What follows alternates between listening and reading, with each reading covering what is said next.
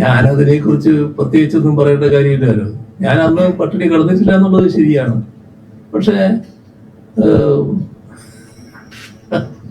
അത് ആ ഘട്ടത്തില് നമ്മൾ കാണിക്കേണ്ട ചില ഔചിത്യങ്ങളുണ്ട്. അതാണ് പ്രശ്നം. ആ ഔചിത്യം അദ്ദേഹത്തിന്റെ ഭാഗത്ത് ഉണ്ടായോ എന്നുള്ളത് അദ്ദേഹം സ്വയമേ പരിശോധിക്കുകയാണ് വേണ്ടത്. പിന്നെ അതിന്റെ ഭാഗമായിട്ട് എന്നെ പറയണമെങ്കിൽ പറഞ്ഞോട്ടെ എന്ന് മാത്രമേ ഉള്ളൂ.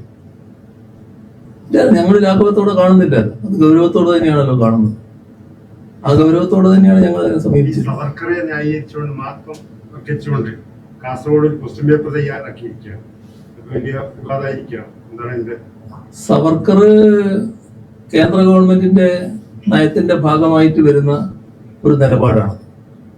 അതില് സവർക്കറെ എല്ലാ തരത്തിലും മഹത്വവൽക്കരിക്കാനുള്ള നീക്കങ്ങളാണ് കേന്ദ്ര ഗവൺമെന്റ് നടത്തുന്നത്. അത് RSSന്റെ അജണ്ടയുടെ ഭാഗമായിട്ടുള്ളതാണ്. അദ്ദേഹത്തെ യഥാർത്ഥ ചിത്രം അവതരിപ്പിക്കാതെ മഹത്വവൽക്കരിക്കാനാണ് ശ്രമിച്ചുകൊണ്ടിരിക്കുന്നത്. നമ്മുടെ രാജ്യത്തിന് അറിയാവുന്ന കാര്യം, സ്വാതന്ത്ര്യ സമരത്തിന്റെ ആ സുപ്രധാന ഘട്ടത്തിൽ അതിന്റെ ഭാഗമായി ഉറച്ചു നിൽക്കാതെ മാപ്പെഴുതി കൊടുത്ത് ബ്രിട്ടീഷുകാരുടെ പാദസേവകനായിട്ട് മാറുക എന്ന് പറയുന്നത് സ്വാഭാവികമായി സ്വാതന്ത്ര്യ സമരത്തെ വഞ്ചിക്കലാണ്. അതിനാണ് സവർക്കർ ആ ഘട്ടത്തിൽ തയ്യാറായിട്ടുള്ളത്.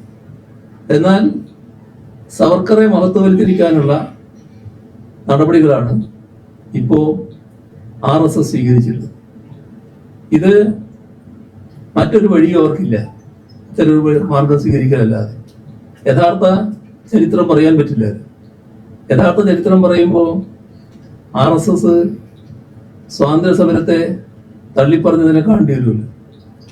അന്ന് ചെറുപ്പക്കാരോട് നിങ്ങളുടെ ആരോഗ്യം ബ്രിട്ടീഷുകാർക്കെതിരെ സമരം ചെയ്തിട്ട് വെറുതെ ദുർവ്യയം ചെയ്യരുത് എന്ന് ഉപദേശിക്കാൻ തയ്യാറായതാണ് RSS.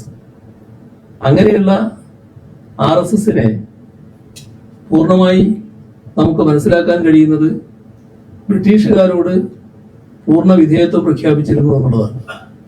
മാത്രമല്ല, ബ്രിട്ടീഷ് വൈസ്രോയി അടക്കം കണ്ടിട്ട് പൂർണ്ണ പിന്തുണ, നിങ്ങളിവിടെ തുറന്നത് ഞങ്ങൾക്ക് യാതൊരു പ്രയാസവുമില്ല, നിങ്ങളെ എതിർക്കുകയല്ല എന്ന നിലപാട് സ്വീകരിച്ചവരാണവർ. അപ്പൊ എല്ലാ അർത്ഥത്തിലും സ്വാതന്ത്ര്യ സമര പ്രസ്ഥാനത്തെ വഞ്ചിച്ചവരാണ്. നിർഭാഗ്യവശാൽ നമ്മുടെ രാജ്യത്തിന്റെ ഭരണാധികാരം ഇപ്പോ അവരാണ് നിയന്ത്രിക്കുന്നത്. അങ്ങനെ വരുമ്പോൾ അവരെ മഹത്വവൽക്കരിക്കാനുള്ള രീതിയിലേക്ക് ചരിത്രം മാറ്റുകയാണ്. അതിന്റെ ഭാഗമായാണ് സവർക്കറെ മഹത്വവൽക്കരിക്കുന്നത്.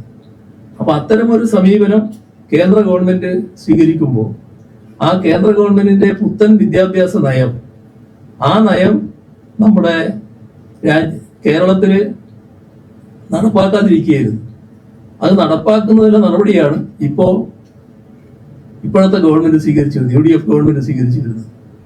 അപ്പൊ അതിന്റെ ഭാഗമായിട്ട് കൂടി ഇതിനെ കാണണം.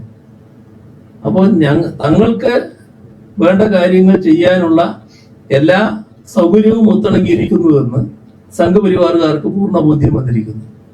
അതിന്റെ ബലത്തിൽ കൂടിയാണ് ഇതുപോലൊരു ചോദ്യം കുട്ടികളോട് ചോദിക്കുന്ന സ്ഥിതി വന്നിട്ടുള്ളത്, സവർക്കറെ മഹത്വവൽക്കരിക്കുന്ന നിലയുണ്ടായിരുന്നത്. ഇത് UDF ഗവൺമെന്റിന്റെ ഒത്തുകളിയുടെ ഭാഗമായി സൃഷ്ടിക്കപ്പെട്ട ഒന്നാണ് എന്ന് കാണുന്നു.